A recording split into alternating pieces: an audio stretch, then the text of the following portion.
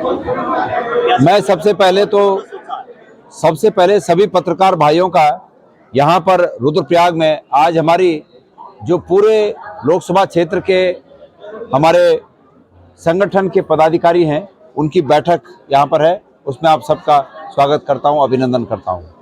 आपका प्रश्न ये जो था कि कांग्रेस का कैंडिडेट के रूप में जो मेरा चयन हुआ उसके बारे में मेरे क्या विचार हैं, मैं आपसे इस बात को साझा करना चाहता हूं कि आप सब जानते हैं इस बात को छुपाने में हमें कोई आवश्यकता नहीं इस बात को छुपाने की कि हमारे लोकसभा के प्रत्याशी जो थे वो पहले दूसरे थे, लेकिन अचानक उनके पार्टी छोड़ने के बाद सभी कार्यकर्ताओं की, वैसे तो पहले से मांग थी कि भाई सब कार्यकर्ता चाहते थे कि या तो भंडारी जी को टिकट मिले या गणेश गोदियाल को टिकट मिले।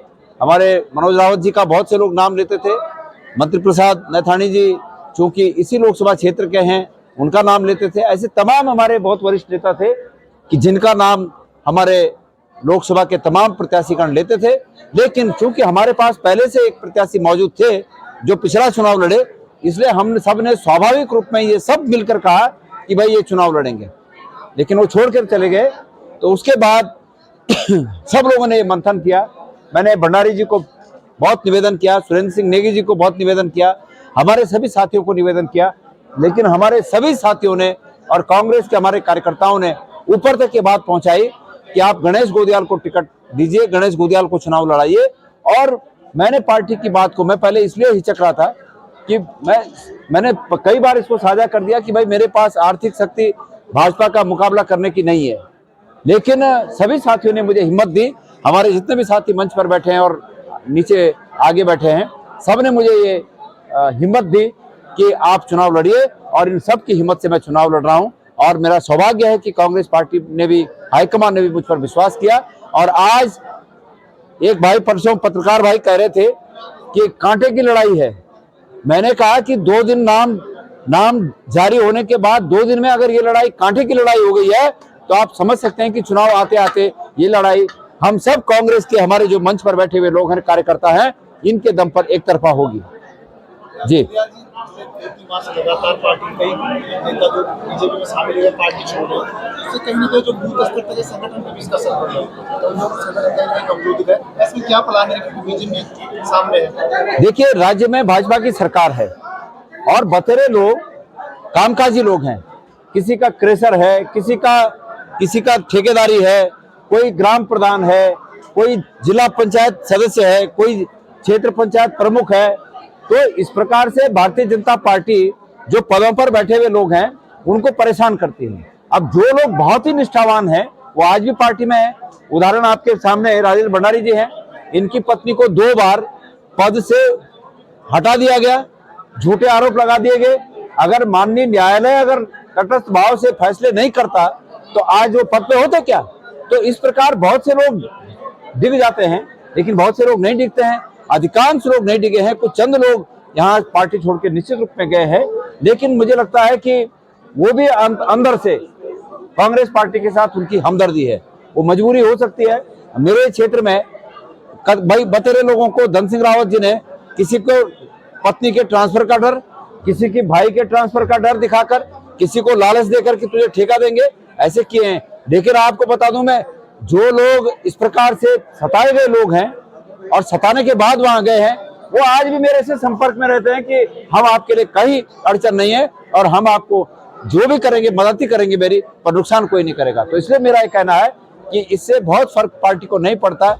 लेकिन मेरा निवेदन है कांग्रेस जनों से कि वो एकजुट रहें, हमारी बात को हमारी तमाम माताओं तक पहुंचाएं, हमारी बहनों तक पहुंचाएं, हमारे बेरोजगार युवा साथियों तक पहुंचाएं, हमारे तमाम सरकारी कर्मचारी भाइयों तक पहुंचाएं, और हमारी बात अगर वो सुनेंगे तो निश्चित रूप में वो हमें अपना समर्थन देंगे। जो ये राजनीतिक पतझड़ इन दिनों देखने को मिल रहा है, क्या आने वाले दिनों में ये और बढ़ सकता है या फिर रोकने के लिए कोई?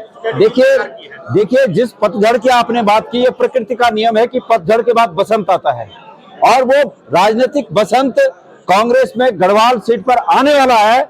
इसी बसंत को देखने के लिए ये पतझड़ आप लोग समझ रहे हैं, और इस पतझड़ का नतीजा राजनीतिक बसंत होगा यहाँ। आपके कुछ कार्यकर्ता ये भी कह रहे हैं कि कांग्रेस ने बुरे वक्त में साथ नहीं दिया है, इसलिए कांग्रेस को छोड़ रहे हैं। नहीं, ऐसा कभी नहीं हो सकता कि कांग्रेस ने बुरे वक्त में साथ नहीं दिया। कांग्रेस ने हमेशा हर व्यक्ति का इंडिविजुअल निजी रूप में कोई बात हो सकती है कि कहीं दो लोगों की आपस में न बनती हो और वो एक दूसरे के काम में आए हो, लेकिन जब भी समाज पर, जब भी कोई कौम पर अगर आपत्ति पड़े तो कांग्रेस पार्टी उसमें आगे रहती है। आज जो हमारे गढ़वाल लोकसभा क्षेत्र पर और उत्तराखंड पर जो सबसे बड़ी आफत है वो क्या है? बेरोजगारी सबसे बड़ी आफत है। और इस बेरोजगारी की आफत को जो उसके खिलाफ संघर्ष कर रहा है वो कौन है? कांग्रेस के लोग हैं। कौन बोल रहा है आज फौज की भर्तियां खत्म हो गई हैं? कोई बोल रहा है? लेकिन हम लोग बोल रहे हैं क्योंकि ये हमारी कौम पर हमला है, ये हमारी कौम को कमजोर करने का षड्यंत्र है।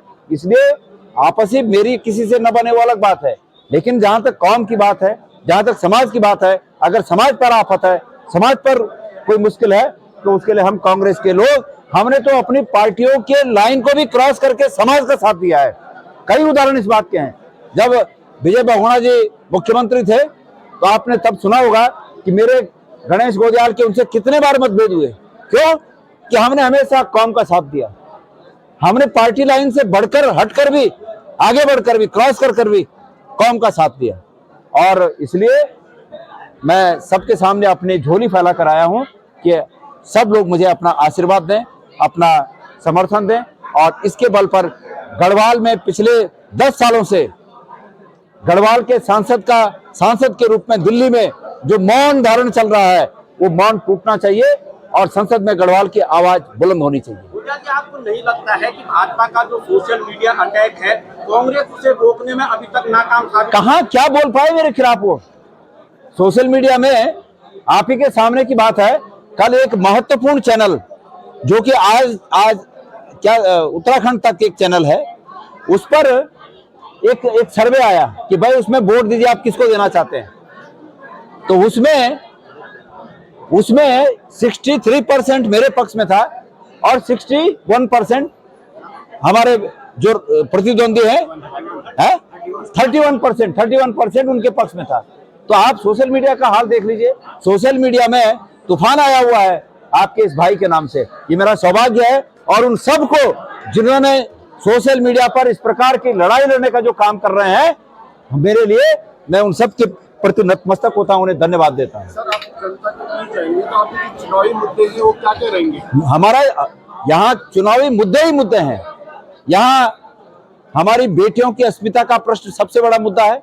अंकिता भंडारी के हत्याकांड के रूप में जिस प्रकार से भारतीय जनता पार्टी के नेताओं का नाम सामने आया है, भारतीय जनता पार्टी जिस प्रकार से उस तथाकथित वीआईपी को बचाने का काम कर रही है, ये हमारी अस्मिता से खेलने का प्रयास है। इसको हम लोग स्वीकार नहीं करेंगे, इसको हम जनता के बीच ले जाएंगे। हमारे जो बेरोजगार भाई हैं, इनके रोजगार की जो आस लगाए हुए प्रधानमंत्री जी ने कहा था कि 2 करोड़ सालाना हम रोजगार देंगे, कहां गए वो रोजगार? तो ये चीजें हम उजागर करेंगे जनता के सामने। हम उजागर करेंगे कि भारतीय जनता पार्टी के लोग जो आज आपसे वोट मांगने आए हैं, जब इस चमोली में 16 लोग अडानी की कोई सिस्टर कंसर्न कंपनी के द्वारा उनकी इलेक्ट्रिक का करंट लगने से जान चली गई, तो उस समय कहां थे ये लोग? ये वोट मांगने वाले उस समय कहां थे? ये उस समय कहां थे जब आपदा आई जोशीमठ में, हमारे भाई बेघर हुए, उस समय ये लोग कहां थे? आज जबरदस्ती यहाँ पर केदारनाथ में और बद्रीनाथ में यात्रा में जो तमाम लोग रोजगार करते हैं उनको परेशान किया जा रहा है, दुकान वालों को परेशान किया जा रहा है, घोड़ा खच्चर चलाने वालों को परेशान किया जा रहा है, टेंट लगाने वालों को परेशान किया जा रहा है। ये सब मुद्दे हैं, ये मुद्दे उठेंगे। ये नहीं चलेगा कि अगर यहाँ बड़ी सड़कों के काम बड़े आते हैं तो यहाँ बाहर के दूसरे राज्यों के ठेकेदार आ जाएं और हमारे भाइयों के साथ अन्याय हो। आज उस प्रत्येक भाई को एक होना पड़ेगा जिसने ये महसूस किया है 10 सालों में कि भारतीय जनता पार्टी की सरकार में उसके साथ जो है उसको साइड किया गया, उसको उसके हकों पर डाका डाला गया, बाहर के लोगों को यहाँ पर भेजा गया। आपको जानकारी होगी, मीडिया को जानकारी होगी कि तमाम जो बड़े ठेकेदार हैं इस प्रदेश में काम करने वाले, वो अधिकांश गुजरात प्रदेश से हैं, प्रधानमंत्री के अपने प्रदेश से हैं। मैं प्रश्न पूछना चाहता हूं आपके माध्यम से प्रधानमंत्री जी को कि प्रधानमंत्री जी, आपने बड़े बड़े लोगों के लोन माफ किए, वो अधिकांश लोग तो आपके प्रदेश के हैं, हमारे प्रदेश को क्या दिया आपने? अगर लोन माफ हुआ मेरे भाइयों, अगर लोन माफ हुआ तो उस लोन माफ हुए उत्तराखंड का एक व्यक्ति बता दो जिसका लोन माफ हुआ हो। अधिकांश लोग गुजरात के हैं, कुछ का लोन माफ हुआ और कुछ लेके विदेश भाग गए। क्या मोदी थे? ललित मोदी, नीरव मोदी और एक है कोई चौकसी। तो ये कहां के लोग थे? इसलिए आज ये जो इलेक्टोरल बॉन्ड का आप लोग सुन रहे हैं, समझ रहे हैं क्या है? ये सरकार द्वारा की गई लूट है। आपको जानकारी है? हमारे बच्चों को जुआ खेलना सिखा दिया। ये जो ऑनलाइन जुआ है क्या है? ये कब शुरू हुआ? ये प्रधानमंत्री जी के कार्यकाल में शुरू हुआ है। अमूमन कितने घर बर्बाद हो गए इस जुए से। और वो जो जुआ चलाता है, ऑनलाइन जुआ चलाता है, जो कंपनी चलाती है, उस कंपनी ने 1300 करोड़ रुपए दिए। उस कंपनी ने 1300 करोड़ रुपए दिए। गुजरात के अडानी पोर्ट पर जो ये नशे का क्या होता है, ड्रग्स, वो ड्रग्स कितनी बार पकड़े गए? ये ड्रग्स चलाने वाले भी इलेक्ट्रल बॉन्ड में पैसा दे रहे हैं बीजेपी को। कैसी बात है ये? क्या है? कहां जा रहा है देश? कहां जाएंगे हम? कहां जाएगी हमारे आगे आने वाली संतति?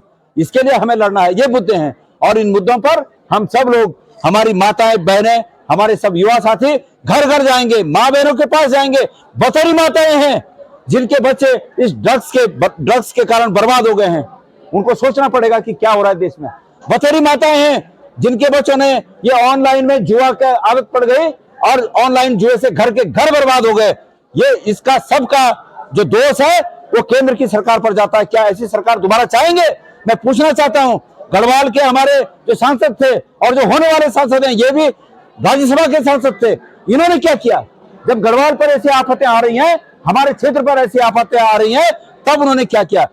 भाई देश को बचाना है तो ये जो धन पशु हैं, सिर्फ जिनको धन से लगाव है, इन धन पशुओं को सत्ता से अलग करना होगा। जी, कांग्रेस का जो मैनिफेस्टो होगा, क्या उत्तराखंड से जुड़े हुए जो स्थानीय मुद्दे हैं वो उसमें शामिल होंगे?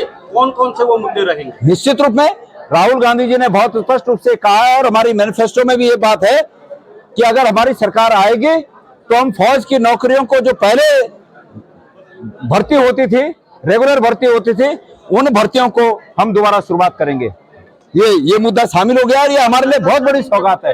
और मैं आपसे वादा करता हूं, आपके माध्यम से हमारे क्षेत्र की, हमारे तमाम गढ़वाल की हमारी माताओं बहनों से मैं वादा करता हूं कि गणेश गोयल आपके आशीर्वाद से जिस दिन संसद में चुनकर जाएगा, मैं प्रधानमंत्री जी हमारे जो भी हो, चाहे हमारी पार्टी के हो, उनके भी आंखों में आंख डालकर बात करूंगा कि अंकिता भंडारी के मामले में सीबीआई की जांच होनी चाहिए। मैं करवाऊंगा इस सीबीआई की जांच को। ये मुद्दे हैं हमारे। भू कानून के मुद्दे पे मेरा बहुत स्पष्ट है कि भू कानून में हम एक ऐसा कानून चाहते हैं जिससे हमारी आने वाली नस्लों के हक हकूकों को हम सुरक्षित रख सकें। मेरा ये मानना है कि मूल निवास के कानून पर जो मेरा स्टैंड है वो निश्चित रूप में यह है कि मूल निवास हमारा अधिकार है। और जब ये बात उठी है कि मूल निवास पहले भी था, तो हम इसका समर्थन करते हैं कि मूल निवास आज भी होना चाहिए। मैनिफेस्टो में जगह मिलेगी? ये हमारा मूल निवास राज्य का मुद्दा है, क्योंकि इस मुद्दे से सभी राज्य प्रभावित नहीं है, इसलिए ये राज्य का मुद्दा है। और जब विधानसभा का चुनाव आएगा तो इसको हम शामिल करेंगे।